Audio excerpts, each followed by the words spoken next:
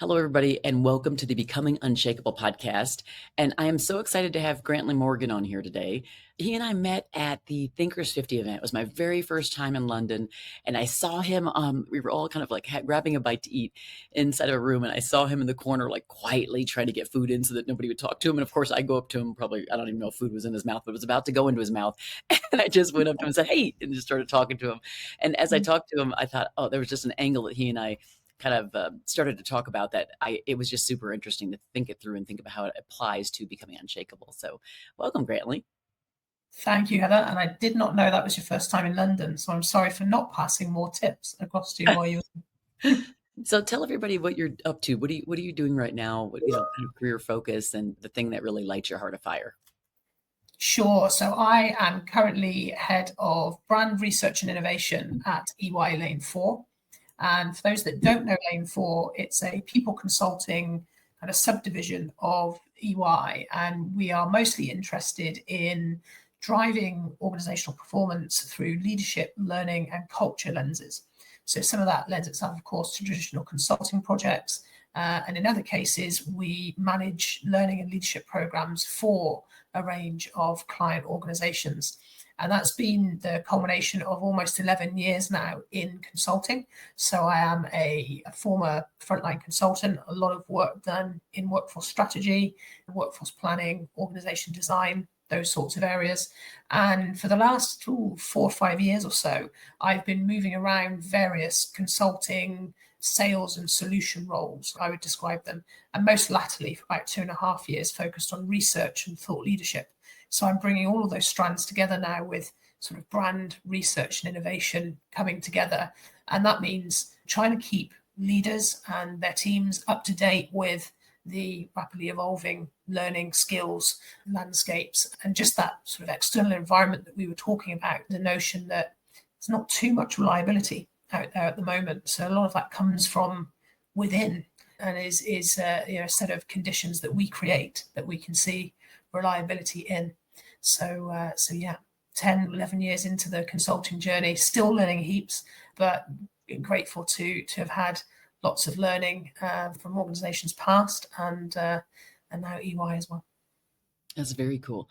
One of the things that, for those who are listening, we were chatting about this concept of like the importance of reliability in leadership.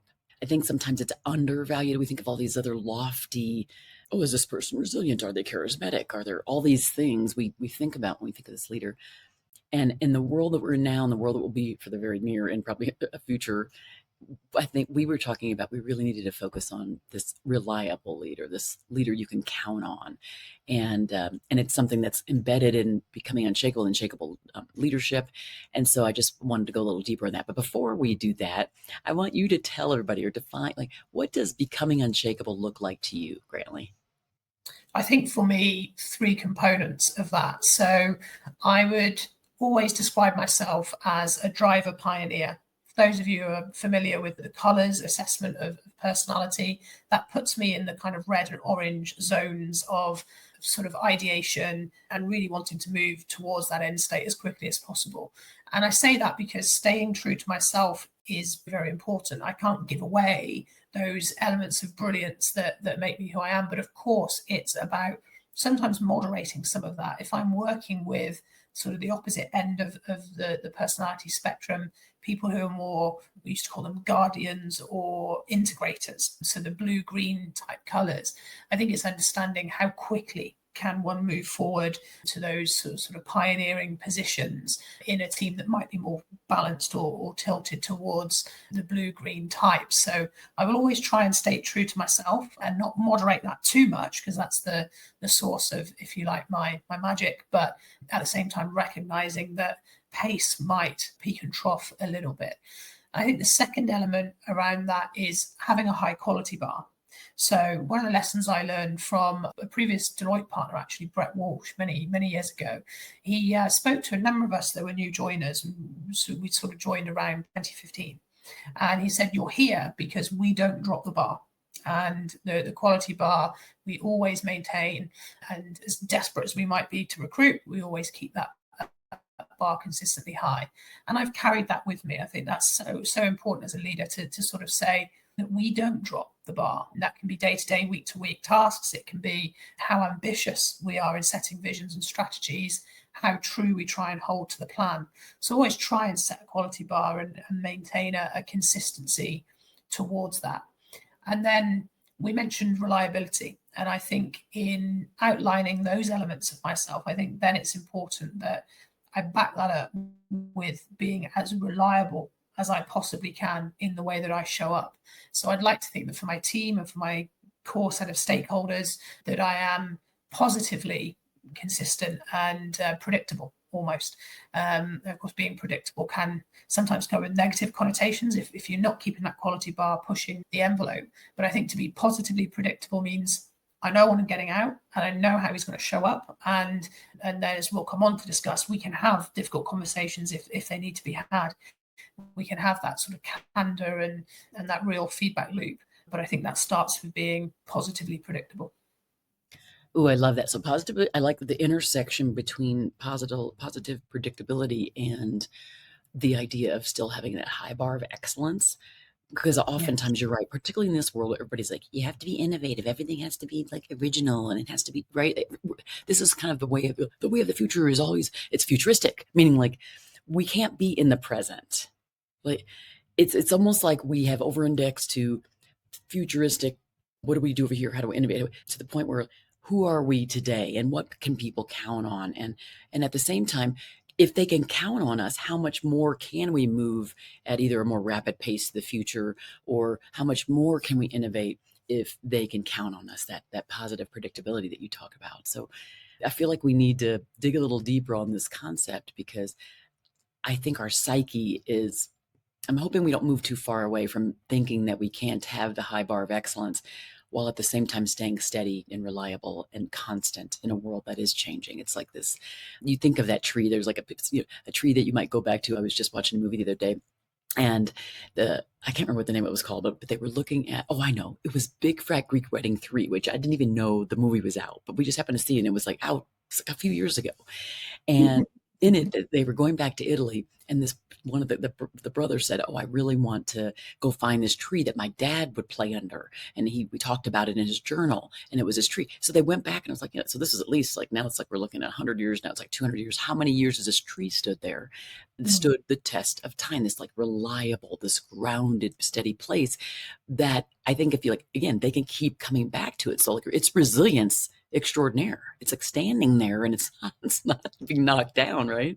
And so I think this positive predictability element allows everybody to kind of come to it to that place to like to you in this case, right? And then when it's time to be like, let's think outside the box, I think that's they know no matter what, even when we're thinking outside the box and we don't do something perfectly, we make a mistake, we take a risk and we fall down.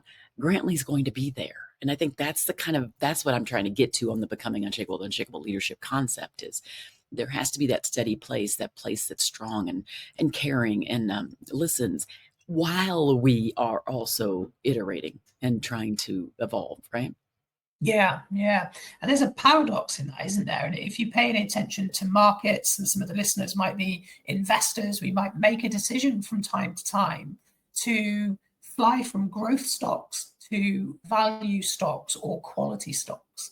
And sometimes that notion of quality, that being dependable, going to, and it tends to work very nicely with funds and ETFs and instruments like that, where we might have advisors that say, yeah, let's fly from growth to quality or growth to value.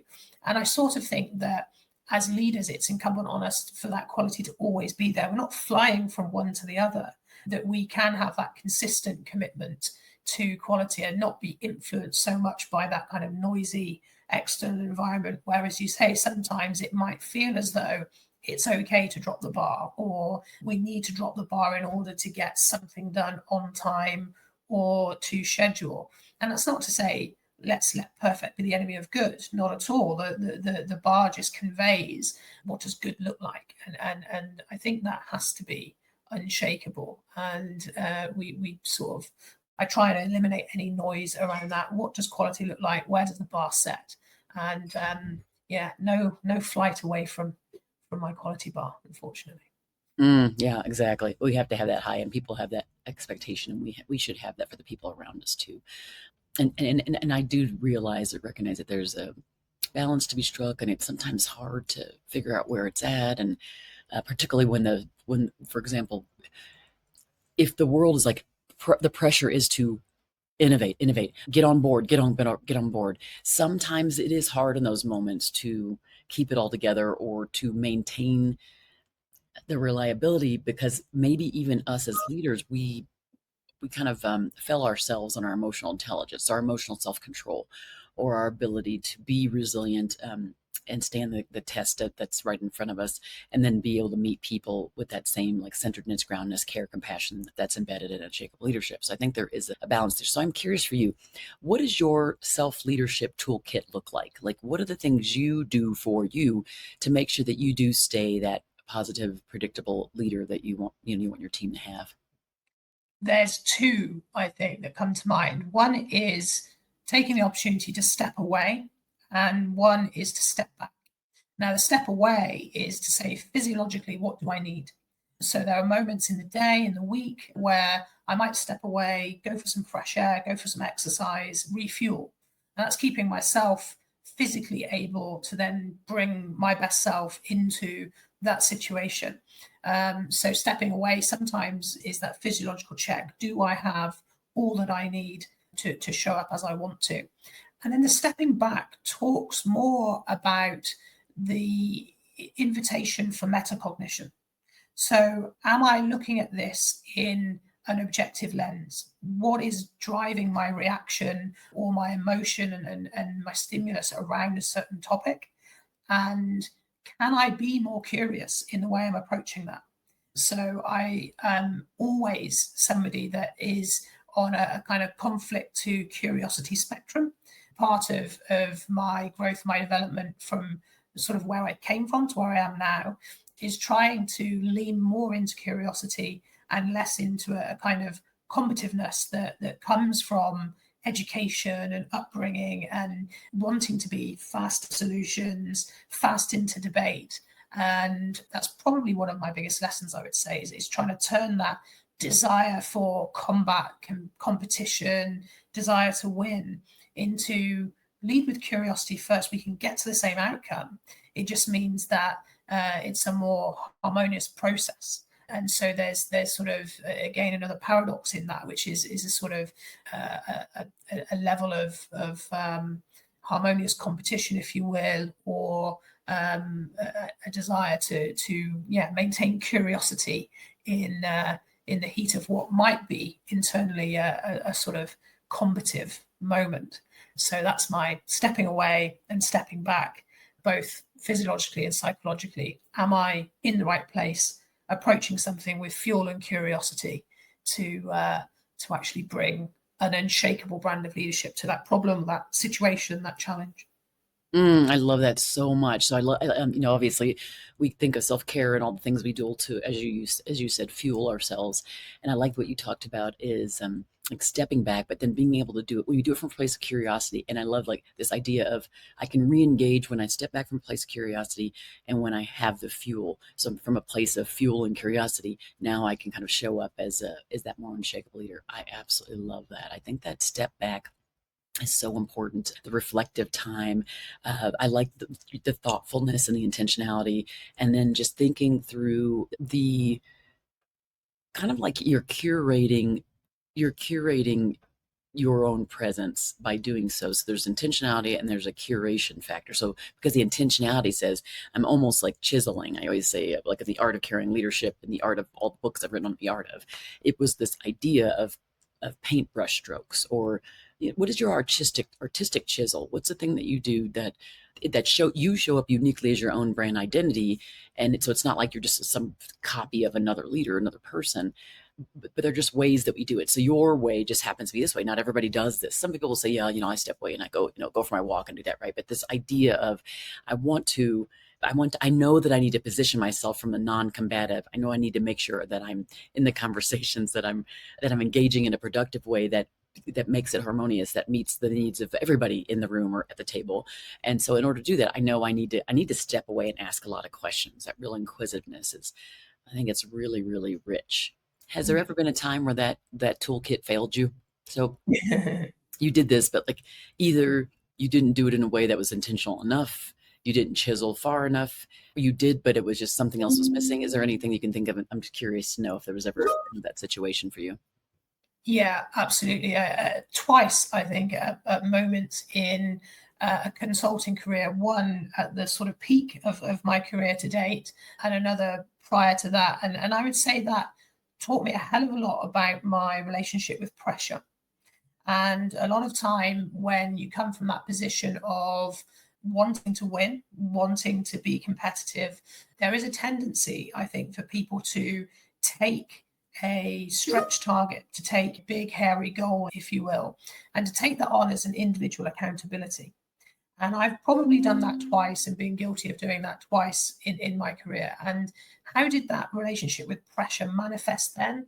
It was going too hard, too fast. It was reputationally quite straining, I think. And it was certainly relationally very straining in those environments as well, where my reaction was probably more combat than curiosity. It was probably more competition than harmony in those situations. And I think it takes a level of reflection. I'm a big believer in taking career breaks. And as somebody who sits here only 10, 11 years into a consulting career, 15 years into a career proper, it might seem like an odd thing to say, but the best thing that I've done in my career was post-pandemic, took 3 months out and gave myself the opportunity to reflect. And I actually did that again. So once in 2021 and again in around about 2022 into 23.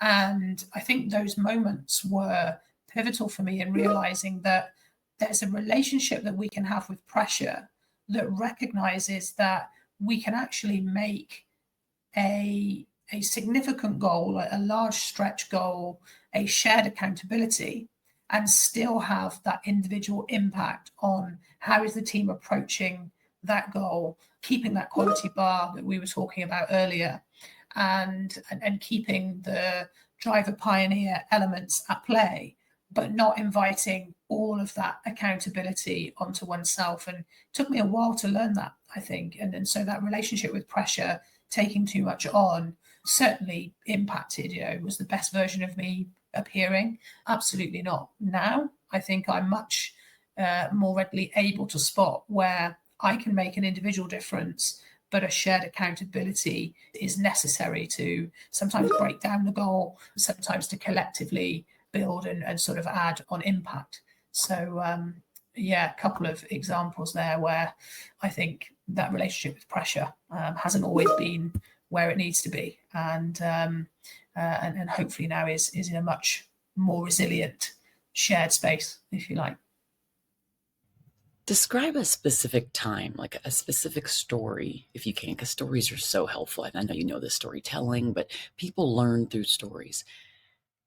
Was there a time in your young kind of career, because it's not like you've been doing this for 30 years, right? But is there a time that you feel like you may have hit a wall, or that, like, besides like the idea of the pressure, but you just kind of, what was going on in that situation where you feel like you may have hit a wall, or you reached a kind of a place or a turning point, and you were like, I don't know what to do, kind of thing.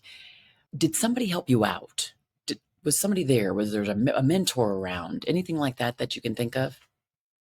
Yeah, absolutely. I'd say early on in my consulting career, I was adjusting quickly, and I would say I found my space within consulting. You can think about consulting pre-pandemic. A team that I worked within at that time, very close ties, lots of FaceTime in the office. Of course, the way we delivered back then was pretty much 80% plus of work was delivered on site.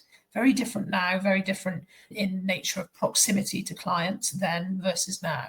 But of course, learning the ropes like that and wanting to come into an organization, make a big impact, and sometimes the setbacks came in feeling like you might have been getting trapped in a sector or a project that you didn't really feel. I didn't move to London. I didn't endeavor on this career to be where I am currently. And I think it takes people to help you put that into perspective, that actually a 12-month project in the course of one's career is tiny. But to you, in that moment, it's everything, because I've been here 3 years. It doesn't allow me to tell the story I want. That competitiveness comes in, and you're seeing things in a very short term, very noisy way. So I was very grateful at that period of my career to have a bunch of good mentors around me, but there's one that stands out in particular, and a friend and colleague called Lawrence Collins. Now, Lawrence was absolutely brilliant. He was just a brilliant ideator, but more than that, he gave the generosity of time and of mentorship. So we spend many times inside and outside of the workplace talking through these type of challenges.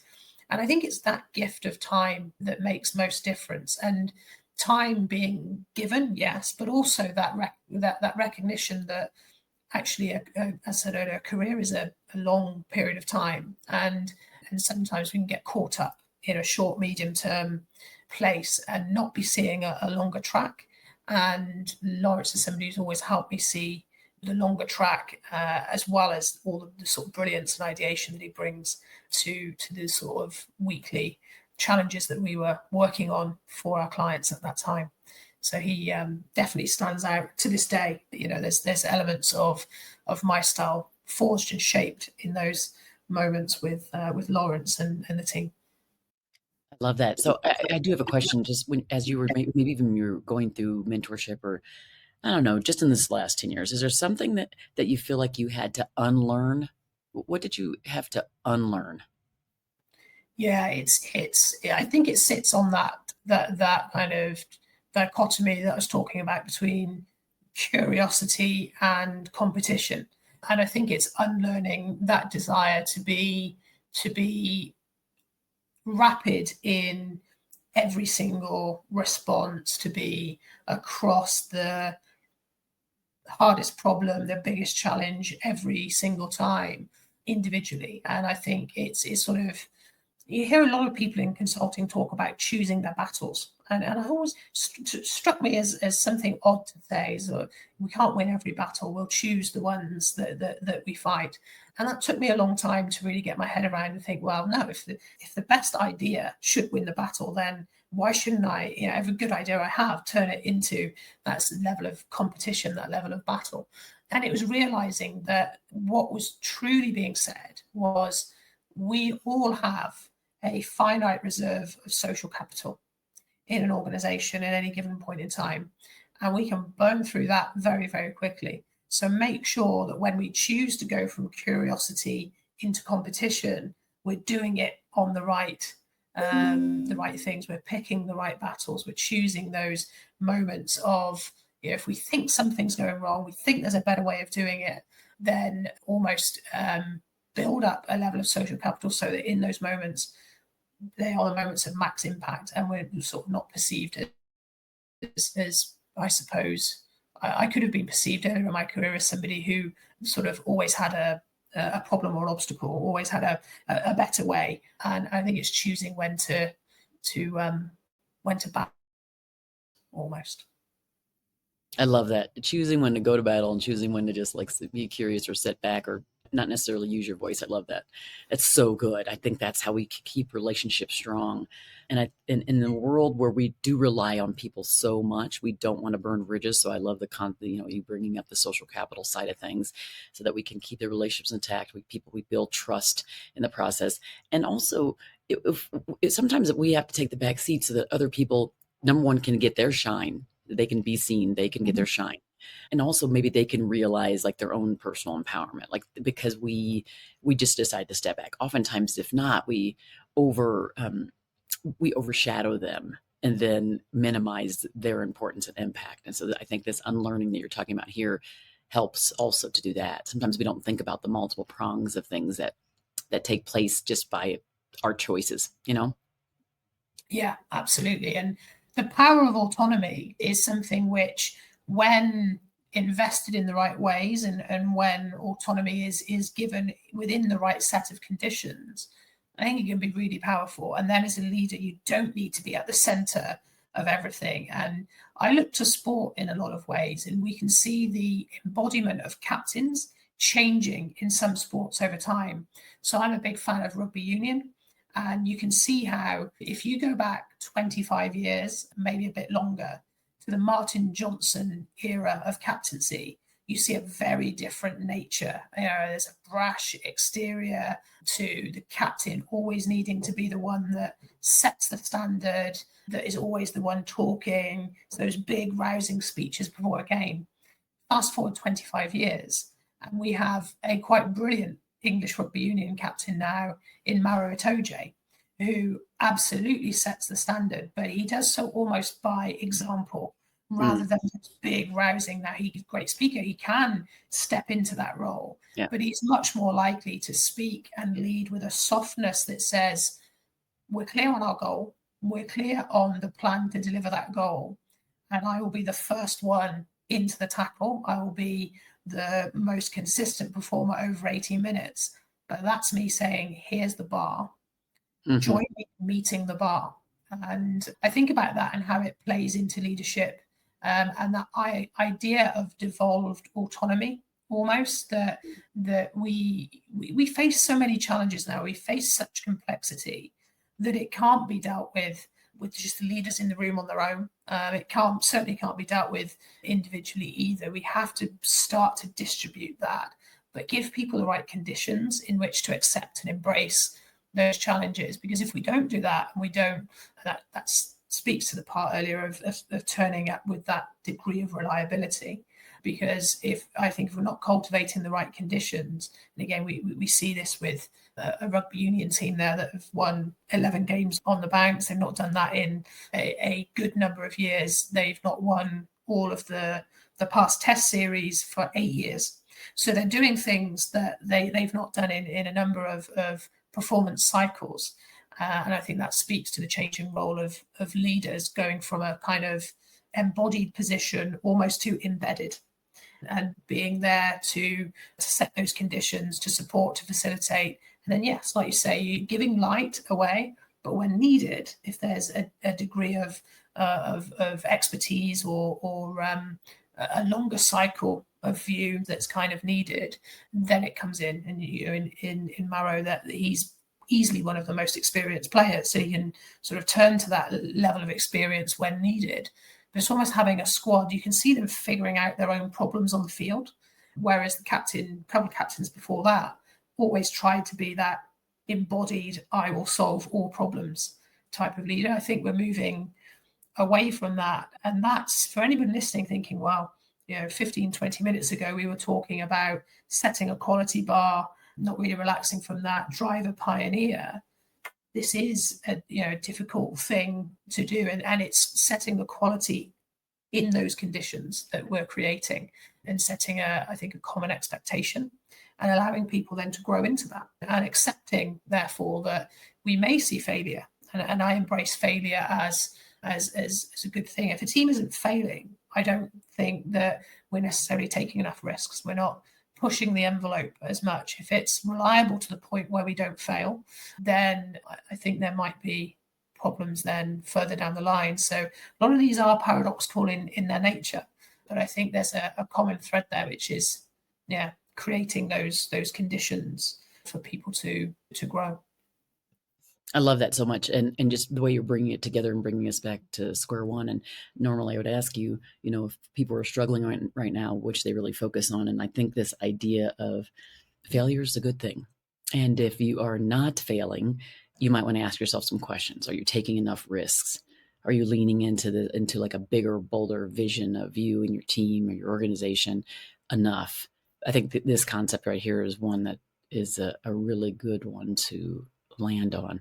And thinking back at our time in London, my very first time, you not knowing that, me coming to you, you're on the side, like by yourself. Let me see if I can get a bite to eat. I'm glad that that I came up to you and that I asked you and I saw that. And I do think that both of us are onto something when it comes to being a leader that some people can count on, having the reliability. And I love your added texture of, and let's make sure we keep the bar high, and that we focus on quality and high and excellence, and that we can do both. I think that's a real big wake up call, is that we can be both. So if you think of someone who's reliable, don't think of them as a slouch. Don't think of them as someone who doesn't achieve or can't get people to move. I don't believe that exists. I think you can have reliability inside of a charismatic leader. You can have reliability inside of an introverted leader. You can have all these. It doesn't matter how they necessarily present, but in the end, do people count on them when things are going haywire around them? Can they know that there's a sense of groundedness and stability, that there's a sense of strength and still attentiveness to the need of the team? I think those are the things we want to focus on more. Grantley, any last comments from you on that? Yeah, I think when you talk about somebody who might be at the edge of their capability, the edge of their toolbox, if you like, then I think about what role can AI take in edging us that little bit further. So I work with people who are very open, saying they have a coaching conversation with ChatGPT every Friday. And these are people that are deeply committed to high performance, to being a high performer, to creating environments of high performance. And they're turning to these new habits and these new ways of ultimately accessing knowledge and extending their own toolbox, extending the patterns that they see in their play week to week as well. So, I guess if somebody is listening to this thinking, well, I've heard some really good ideas, how do I get started? Maybe you don't have those mentors in your network, you don't feel a degree of emotional safety to go and have those conversations openly with colleagues, then do it with whatever AI is at your disposal. Because we can easily say there's no such thing as a stupid question, but unfortunately, depending on the reactions that we might be met with, then people may feel that. But genuinely, when you're having, can we call them conversations? I suppose we can, with AI. There is no such thing as a stupid question. It's the safest space to learn. And if we think about emotional safety, I love to think that you can criticize somebody's idea, you can criticize someone's quality of work, you can criticize to some extent their application to the shared goals, the work that we're trying to achieve. And we can do all of that without criticizing the person. And I do try and separate work from person, never go near to criticizing the person. But I think having those open and honest conversations as a team, where are we falling down, where are we not meeting the quality hurdle, takes a while to cultivate that degree of openness. It peaks and troughs as well. So in an industry characterized as consulting is by individual outcomes being on the line, typically once a year. So we promote once a year. If you miss that window for whatever reason, then you're waiting another 12 months, so the thing goes on. Now, I understand and fundamentally recognize that when those elements are on the line, we may see a recession in that kind of emotional openness to say, yes, here's where we think we're failing as a team, or here's where we think we can improve. But there is an AI platform out there for everyone that isn't as vested in those performance milestones, those sort of key moments where we're either blessed with a promotion or we're not. So I think making best use of those and being able to lean in, learn, expand our awareness of ourselves, sometimes the patterns in how we're showing up, and extend a toolbox and a knowledge base. Never been easier to do that. I love that. I love that. That's a lot to think about. I think that it absolutely opens up things for us. And I love the idea of safe space, that AI can create that safe space where ordinarily we may feel about asking the question and feeling not psychologically safe in the room. So I appreciate that. Thank you so much, Grantley, for coming on here. I think you and I literally could talk for hours. I do think that's true. We could just keep going on and taking all the different strands. And so this may not be the last time that we actually have this conversation. So I just want to thank you for coming on and, just adding value to those who are listening now. It's a real pleasure, and thank you for approaching me mid-bite, and it led us here. So very grateful to you, Heather. Thank you. And thanks everybody for listening to the Becoming Unshakable podcast. And we will be back to you here next week. See you soon.